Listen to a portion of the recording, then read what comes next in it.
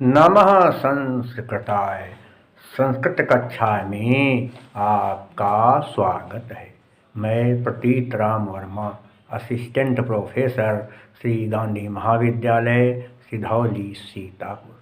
आज मैं महाकवि माघ विरचित शिशुपाल बधम महाकाव्य के प्रथम सर्ग का 1/44 अर्थात 41वां श्लोक पढ़ाने जा रहा हूँ।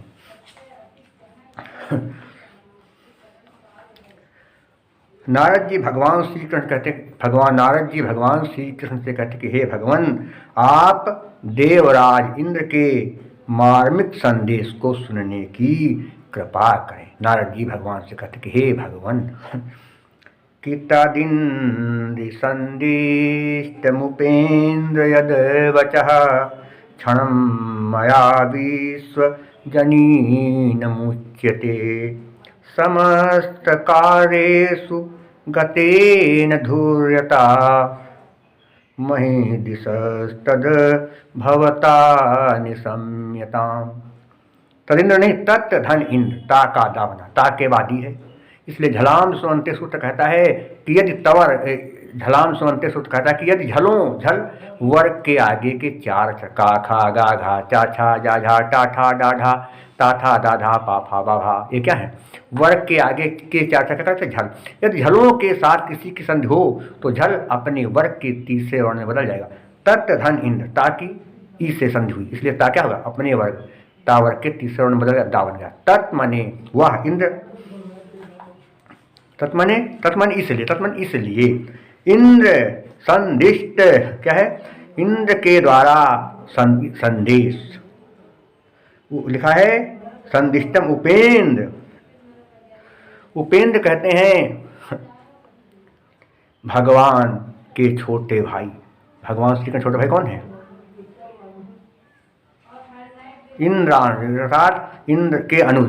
क्या कहते हैं? उपेंद्र क्या हुआ? इंद्र के अनुज, अर्थात भगवान श्री कृष्ण। यत वचः, जो यत धन वचः, ता का दावना किसे झलाम सुनते से, कहते जो वचः माने वचन, क्षणम कहते क्षण भर, मया कहते मेरे द्वारा, विश्वजनीनम लोक कल्याणकारी, उच्यते कहा जा रहा है, समस्त कार्य सभी कामों में, गतेन क्या लिखा करते? सभी कामों में, गतिन माने होने वाले, धूर्यता अर्थात होता कहते अग्रसर, सबसे आगे चलने वाले, धूर्यता माने सबसे आगे चलने वाले, अहि दिशा माने कहते हैं देवराज के, अहि दिशा का क्या हुआ? देवराज के। तत् माने तत् नहीं, तत् उसे, भवता आप, निशम्यताम सुनिए, इसलिए हे इंद्र के अनुज, इसलिए हे इंद्र के अनुज भगवान श्री कृष्ण, हे इंद्र के अनुज भगवान श्री कृष्ण, इंद्र के द्वारा संसार के कल्याण के लिए जो संदेश मुझे दिया गया है, वो संदेश मैं क्षण भर में आपसे कह रहा हूँ।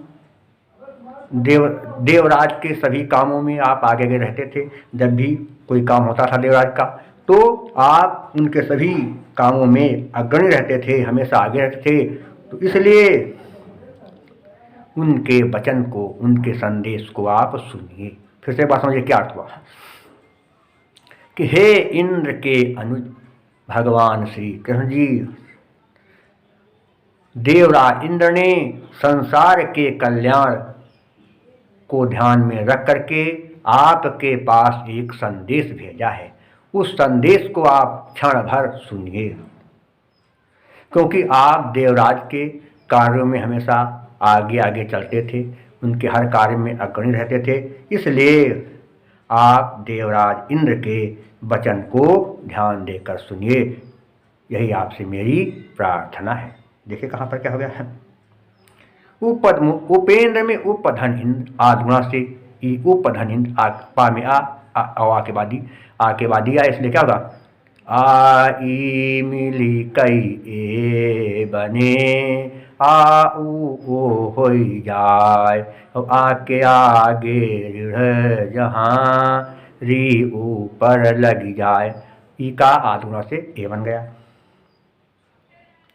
देखिए दिशस तत् नहीं होगा, दिशा धन तत् विसर्ग के बाद ता, इसलिए विसर्जनीय सह के नियम से विसर्ग का सा बन गया।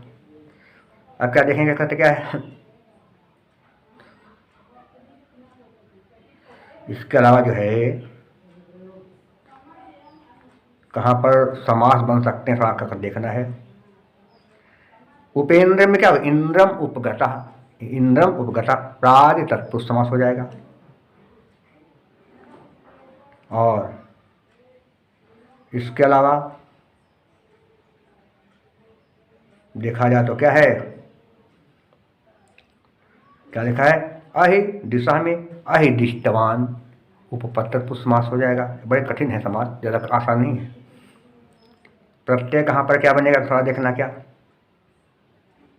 संदिष्टम में क्या होगा, कट प्रत्यय होगा।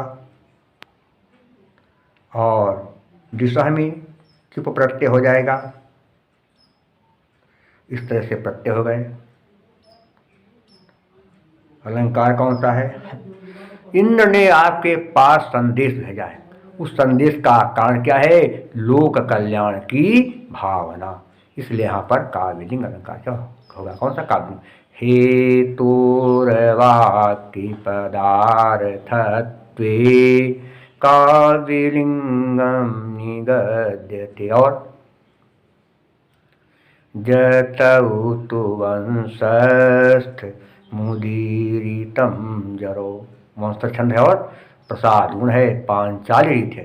समस्त पंचस पदो बंध पांचालिका मता। और भारतीय तथ्य शेष मैं आपको अगले अंक में पढ़ाऊंगा। एक चीज़ आप ध्यान रखेंगे, वीडियो को यदि नहीं सब्सक्राइब किया तो सब्सक्राइब कर लेंगे और लाइक भी ज़रूर कर दिया करें, यही आपसे अनुरोध है। तो शेष मैं आपको अगले अंक में पढ़ाऊंगा, तब तक के लिए नमः संस्कृताय।